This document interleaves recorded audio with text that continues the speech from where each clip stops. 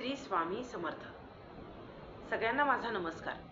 आज मी तुम्हाला श्री स्वामी समर्थांच्या प्रकट दिनानिमित्त आपण कोणती सेवा करावी याबद्दल थोडंसं सांगणार आहे. तर स्वामी समर्थांचा हा प्रकट दिन आहे, म्हणजे हजारो करोडो स्वामी भक्तांचा हा श्वास आहे. आजचा दिवस त्यांच्यासाठी खूप महत्त्वाचा असतो. मग तुम्ही कोणती सेवा कराल की ज्याच्यामुळे स्वामी समर्थांचा कृपा आशीर्वाद तुम्हाला लाभेल, स्वामी समर्थांचा कृपा आशीर्वाद सदैव तुमच्या कुटुंबावर राहील? तर सगळ्यात महत्त्वाची गोष्ट, सगळ्यात महत्त्वाची सेवा म्हणजे तारक मंत्राची सेवा. 7 दिवस तुम्हाला पारायण नाही जमलं तरी चालेल, 7 दिवस तुम्हाला स्वामी चरित्र सारामृत नाही ग्रंथ वाचता आला तरी चालेल, गुरुचरित्राचं पारायण नाही करता आलं तरी चालेल, काही हरकत नाही. त्याचबरोबर नामस्मरण तर अखंड तुम्ही करू शकता, आणि या नामस्मरणाला जोड म्हणून तुम्ही तारक मंत्राचं पठण अवश्य करा. कारण तारक मंत्रामध्ये अफाट शक्ती आहे. स्वामींनी स्वतः त्याला नावच तारक मंत्र दिले की ज्याच्यामुळे तुमचं तारण होणार आहे. तुम्ही जर कोणत्या संकटामध्ये सापडलेला आहात, तुम्हाला असं वाटतंय की आता या संकटातून मला मार्गच मिळत नाहीये, परमेश्वरा काही कर, मला या संकटातून मुक्त कर किंवा मला या संकटातून दूर कर, तर या जगाचे चालक, मालक, पालक, ब्रह्मांड नायक श्री स्वामी समर्थ महाराज आहेत. त्यांच्या चरणांशी या, त्यांना साकडं घाला आणि संकल्पयुक्त, संकल्प खूप महत्त्वाचा असतो, त्यामुळे संकल्पयुक्त तारक मंत्राचं पठण करा. या तारक मंत्राच्या पठणानं तुम्ही या भवसागरातून नक्कीच तारून जाणार. कारण हा तारक मंत्र स्वामींनी त्याच्यासाठीच दिलेला आहे. त्याच्यामध्ये स्वामींनी काय सांगितले हो, तर सगळ्यात महत्त्वाची गोष्ट सांगितली की निशंक हो, निर्भय हो मनारे, प्रचंड स्वामी बळ पाठीशी रे, अतर्क्य अवधूत हे स्मरणगामी, अशक्य ही शक्य करतील स्वामी.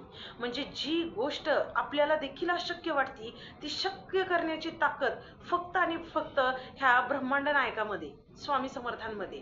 त्याच्यामुळे स्वामी समर्थांचा प्रकट दिन आहे, तर जे काही तुमच्याकडे उरलेले 7 दिवस असतील, 3 दिवस असतील, 4 दिवस असतील, 5 दिवस असतील, कितीही दिवस असू द्यात, अगदी 1 दिवस जरी भेटला तरी अतिशय श्रद्धेनं, अतिशय भक्तीनं तुम्ही काय करायचंय, तर स्वामी समर्थांचं नामस्मरण करायचंय आणि नामस्मरणाबरोबर तारक मंत्राचं पठण करायचंय. तुम्ही जर हे केलं तर तुमची समस्या नक्कीच सुटणार आहे. कारण त्याच्यामध्ये काय दिलंय की जिथे स्वामी पाय तिथे न्यून काय. म्हणजे ज्या घरामध्ये स्वामींचे पाय आहेत, ज्या घरामध्ये स्वामींच्या चरणांची पूजा होतीये, तर त्या व्यक्तीला न्यून काय असणार आहे, काय कमी पडणार आहे, तर स्वयंभक्त प्रारब्ध घडवी ही माया. म्हणजे त्या व्यक्तीची जी प्रारब्ध आहे ते स्वतः काय करणार आहेत, स्वामी समर्थ महाराज लिहित आहेत. म्हणजे नशिबात जरी एखादी गोष्ट तुमच्या नसेल, तर नशिबात नसलेली गोष्ट तुम्हाला देण्याची ताकद ही आपल्या महाराजांमध्ये आहे. त्यानंतर बऱ्याच वेळा काय होतं की माझ्या माता भगिनी असतात किंवा मग कोणीही आजारी असू द्यात किंवा कोणीही काही संकट आलेलं असू द्यात, त्यांना एक भीती कायम असते की माझ्या घरच्यांचं सगळ्यांचं रक्षण झालं पाहिजे, कामानिमित्त माझा नवरा बाहेर जातोय त्याचं रक्षण झालं पाहिजे, त्याचबरोबर माझी मुलं शाळेत जात आहेत त्यांचं रक्षण झालं पाहिजे, माझी मुलं सतत आजारी पडत आहेत त्यांचं रक्षण झालं पाहिजे. तर त्यांच्यासाठी सुद्धा तारक मंत्र किती महत्त्वाचा आहे बघा. कारण तारक मंत्रामध्ये काय सांगितले की आज्ञे विना काळ ना नेई त्याला, आज्ञे विना काळ ना नेई त्याला, परलोकीही ना भीती तयाला. म्हणजे स्वामींच्या आज्ञेशिवाय काहीही घडू शकत नाही. उगाची भीतोसी भय हे पळू दे, जवळी उभी स्वामी शक्ती कळू दे. तुम्ही जर अखंड स्वामींचं नामस्मरण करत असाल, तुम्ही तारक मंत्राचा अखंड पठण करत असाल, तर तुम्हाला भीती बाळगण्याची काहीही गरज नाही. कारण स्वतः जवळी उभी स्वामी शक्ती आहे तुमच्याजवळ. मग तुम्ही कशाला घाबरायचे? जगी जन्म मृत्यू असे खेळ ज्यांचा, नको घाबरतो असे बाळ त्यांचा. अहो, ज्यांच्या हातामध्ये जन्म आणि मृत्यूचं आहे सगळं, तर मग तुम्ही कशासाठी घाबरताय? ते सगळं बघून घ्यायला तयार आहेत. कितीदा दिला बोल त्यांनीच हात, नको डगमगू स्वामी देतील साथ. हेही तारक मंत्रामध्ये सांगितलेले, हो की नाही? बऱ्याच वेळा ज्या वेळेस तुम्ही अडचणीत आलेला आहात त्या वेळेस स्वामींनीच तुम्हाला सदैव मदत केलेली आहे. मग प्रत्येक वेळेस जर ते धावून येत आहेत, तर थोडीशी तुम्ही सुद्धा त्यांच्यावर अजून श्रद्धा ठेवा, अजून भक्ती ठेवा. याही संकटातून स्वामी महाराज तुम्हाला नक्कीच काय करणार आहेत, तर बाहेर काढणार आहेत. त्याच्यासाठी महत्त्वाची गोष्ट काय आहे की खरा होई जागा श्रद्धेसहित. खरा जागा म्हणजे काय, तर तुमची श्रद्धा आणि भक्ती आहे का नाही, तात्पुरती असता कामा नये. तुमची श्रद्धा आणि भक्ती त्यांच्यावर दृढ पाहिजे. ती दृढ भक्ती आणि श्रद्धा जर तुमची असेल ना, तर स्वामी कोणत्याही संकटातून तुम्हाला काय करणार आहेत, मुक्त करणार आहे. आणि त्याच्यानंतर आपल्या स्वामींनी तारक मंत्रामध्ये काय सांगितले की विभूती नमन नाम ध्यानादी तीर्थ.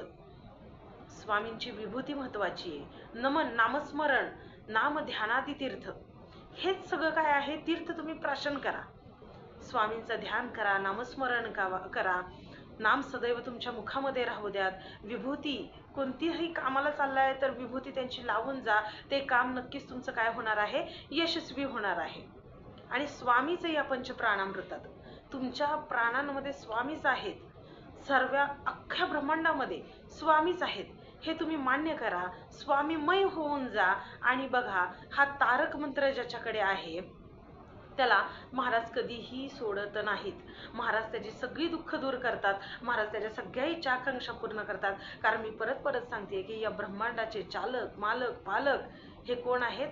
स्वामी समर्थ महाराज आहेत. आणि स्वामी समर्थ महाराज नक्कीच या प्रकट दिना दिवशी तुमच्या सगळ्या इच्छा आकांक्षा पूर्ण करतील. या प्रकट दिना दिवशी तुम्ही जर स्वामींची सेवा करत असाल तर स्वामी महाराजांचा कृपाशीर्वाद तुम्हाला, तुमच्या घरच्यांना, सगळ्यांना मिळणार आहे. त्यामुळे सेवा करा आणि स्वामींचा कृपाशीर्वाद प्राप्त करून घ्या. अनुभव घ्या की स्वामी महाराज कशा पद्धतीने तुमचा सांभाळ करतायत. धन्यवाद. श्री स्वामी समर्थ.